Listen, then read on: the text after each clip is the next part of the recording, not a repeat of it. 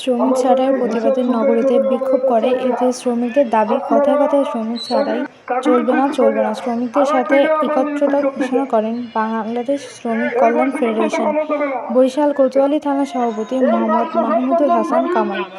আরও বক্তব্য রাখেন বরিশাল সংবাদপত্র হকার্স ইউনিয়নের সাধারণ সম্পাদক আসাদুজ্জামান রিপন। কল্যাণ ফেডারেশনের বিএম কলেজ থানার সভাপতি মোহাম্মদ জাকির হোসেন মাহমুদুল হাসান কামাল বলেন, যতদিন পর্যন্ত শ্রমিকদের কর্মস্থান দেওয়া হবে ততদিন পর্যন্ত আমি তাদের পাশে আছি। বাংলাদেশ শ্রমিক কল্যাণ ফেডারেশনের পাশে আছে।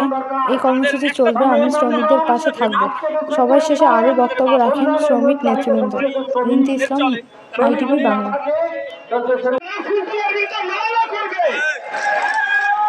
আমরা বলছি